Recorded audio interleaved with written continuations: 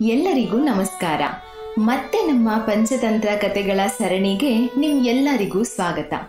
ಶತಮಾನಗಳಿಂದ ಪಂಚತಂತ್ರವು ಸರಳ ಆದರೆ ಶಕ್ತಿಯುತ ಕಥೆಗಳ ಮೂಲಕ ನಮಗೆ ಬುದ್ಧಿವಂತಿಕೆ, ತಂತ್ರ ಮತ್ತು ಜ್ಞಾನದ ಪಾಠಗಳನ್ನು ಕಲಿಸ್ತಾ ಇದೆ. ಇಂದಿನ ಕಥೆಯು ಕುತೂಹಲ, ಭಯ ಮತ್ತು ನೋಟವನ್ನು ಮೀರಿ ನೋಡುವ ಮಹತ್ವದ ಬಗ್ಗೆ ಇದೆ. ಸಾವಿರಾರು ವರ್ಷಗಳ ಹಿಂದೆ ಇದ್ದಂತೆ ಇಂದಿಗೂ ಪ್ರಸ್ತುತವಾಗಿ ಜೀವನದ ಬಗ್ಗೆ ಪಾಠಗಳನ್ನು ನಮಗೆ ಕಲಿಸುವ ಕತೆ ಇದು. ಇದು ಒಂದು ನರಿ ಮತ್ತು ಡ್ರಮ್ನ ಕತೆ. ಈ ಕತೆಯನ್ನು ಕೇಳುವಾಗ ನಿಮ್ಮ ಕಣ್ಣುಗಳನ್ನು ಮುಚ್ಚಿ ನಮ್ಮ ಕತೆಯನ್ನು ಕೇಳುತ್ತಾ ಅದನ್ನು ಕಲ್ಪನೆ ಮಾಡ್ಕೊಳ್ಳಿ. ಕಾಡಿನಲ್ಲಿ ಸುಮಾರು ಸಂಜೆ ಸಮಯ ಆಗಿತ್ತು.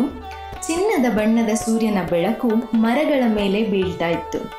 ಗಾಳಿಯಲ್ಲಿ ತೇವವಾದ ಮಣ್ಣಿನ ವಾಸನೆ, ಕಾಡು ಹೂಗಳ ಕುಸುಮಗಳ ಸುವಾಸನೆ ತುಂಬಿತ್ತು. ಈ ದಟ್ಟವಾದ ಕಾಡಿನಲ್ಲಿ ನರಿಯೊಂದು ವಾಸ ಮಾಡ್ತಾ ಇತ್ತು. ಅವತ್ತು ಮಧ್ಯಾಹ್ನ ಅದು ಊಟ ಮಾಡಿರಲಿಲ್ಲ. ತುಂಬ ಹಸಿವಾಗಿತ್ತು. ಅದು ಊಟವನ್ನು ಹುಡ್ಕೊಂಡು ಅಲ್ದಾಡ್ತಿತ್ತು. ಅದು ಪೊದೆಗಳನ್ನು ಮೂಸಿ ನೋಡ್ತಾ ಇತ್ತು. ನೆಲವನ್ನು ಕೆರೆದು ಬಿಲಗಳಲ್ಲಿ ಮೊಲಗಳನ್ನು ಹುಡುಕ್ತಾ ಇತ್ತು. ಆದರೆ ಅದಕ್ಕೆ ಏನು ಊಟ ಮಾಡೋಕ್ಕೆ ಸಿಗಲೇ ಇಲ್ಲ. ಅದು ಮನಸ್ಸಲ್ಲೇ ಅನ್ಕೋತು, ನನಗೀಗ ಊಟ ಸಿಗಲಿಲ್ಲ ಅಂದರೆ ನಾನು ಇಲ್ಲೇ ಈ ಕ್ಷಣನೇ ಕುಸಿದು ಬಿದ್ದು ಹೋಗ್ತೀನಿ ಅಂತ. ಅವನ ಹೊಟ್ಟೆಯಿಂದ ಶಬ್ದ ಬರೋಕ್ಕೂ ಶುರು ಆಯಿತು. ಅಷ್ಟರಲ್ಲೇ ಧುಮ್ ಧುಮ್ ಅಂತ ಜುಯಿ ಶಬ್ದ ಕೇಳಿಸ್ತು. ಆ ಶಬ್ದ ಕೇಳಿ ನರಿ ಕಿವಿಗಳು ನೇರವಾಗಿ ನಿಂತಿತ್ತು ಮತ್ತು ಅದರ ಹೃದಯ ವೇಗವು ಜಾಸ್ತಿ ಆಗಿತ್ತು. ಅದೇನು? ಅದು ಕಾಡು ಪ್ರಾಣಿನ? ನನ್ನ ಮೇಲೆ ದಾಳಿ ಮಾಡೋಕ್ಕೆ ಕಾಯ್ತಿರುವ ದೊಡ್ಡ ಪ್ರಾಣಿನ ಅಂತ ಯೋಚನೆ ಮಾಡೋಕ್ಕೆ ಶುರು ಮಾಡ್ತು. ಈ ಬಾರಿ ಮತ್ತೆ ಶಬ್ದ ಜೋರಾಗಿ ಬಂತು. ನರಿ ಒಂದು ಹೆಜ್ಜೆ ಹಿಂದಕ್ಕೆ ಇಟ್ಟು ಅವನಿಗೆ ಕುತೂಹಲ. ಅದು ಹುಲಿಯಾಗಿರ್ಬಹುದಾ ಅಥವಾ ಆನೆ ತನ್ನ ಪಾದಗಳಿಂದ ತುಳಿತಾ ಇರಬಹುದಾ? ಅದು ಯಾವುದಾದ್ರೂ ಅಪರಿಚಿತ ಜೀವಿ ಆಗಿದ್ರೆ ಏನು ಮಾಡೋದು ಅಂತ ಏನೇನೋ ಯೋಚನೆಗಳು ನರಿ ತಲೆಗೆ ಬರ್ತಾನೆ ಇತ್ತು. ಅವನ ಕಲ್ಪನೆಯು ಹೆಚ್ಚಾಗಿ ಓಡೋಕೆ ಪ್ರಾರಂಭ ಮಾಡ್ತು. ಅಷ್ಟೊತ್ತಿಗೆ ಆಗಲೇ ಕತ್ಲಾಗ್ತಾ ಇದ್ರೆ ಕಾಡು ನಿಗೂಢವಾಗಿ ಕಾಣಿಸ್ತಾ ಇತ್ತು. ಮರಗಳ ನೆರಳುಗಳು ಪ್ರಾಣಿಗಳಂತೆ ಕಾಣ್ತಿದ್ವು.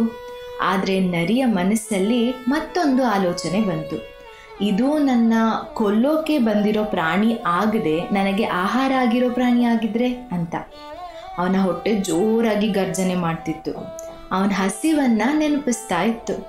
ನಾನೀಗ ಇದನ್ನು ಪರಿಶೀಲಿಸದೆ ಓಡ್ ಹೋದರೆ ನಾನು ತಿನ್ನುವ ಅವಕಾಶವನ್ನು ಕಳ್ಕೋಬೇಕಾಗಬಹುದು.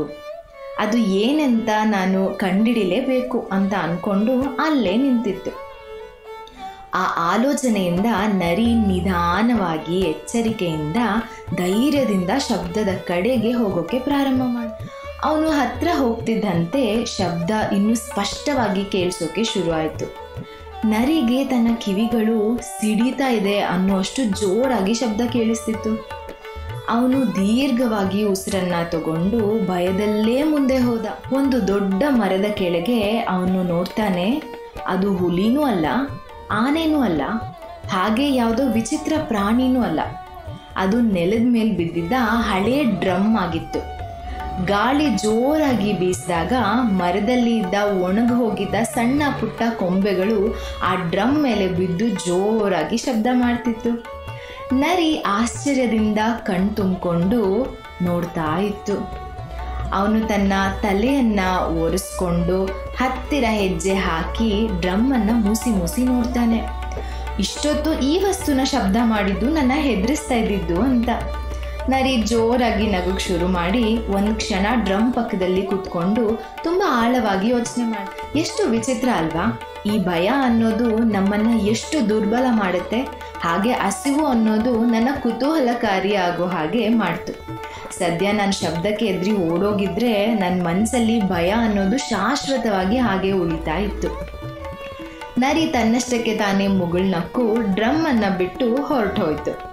ಕಾಡು ಮತ್ತೆ ನಿಶ್ಶಬ್ದವಾಯಿತು. ಆದರೆ ನರಿ ತನ್ನ ಹೃದಯದಲ್ಲಿ ಹೊಸ ಬುದ್ಧಿವಂತಿಕೆಯನ್ನು ಹೊತ್ಕೊಂಡು ಹೋಯಿತು. ದೂರದಿಂದ ನೋಡಿದಾಗ ಎಷ್ಟೋ ವಿಷಯಗಳು ಭಯಾನಕವಾಗಿ ಮತ್ತು ದೊಡ್ಡದಾಗಿ ಕಾಣುತ್ತೆ.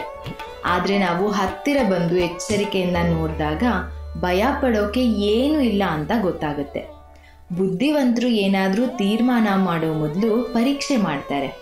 ಆದರೆ ಮೂರ್ಖರು ನೆರಳನ್ನು ಕಂಡ ತಕ್ಷಣ ಅಲ್ಲಿಂದ ಓಡಿ ಹೋಗ್ತಾರೆ.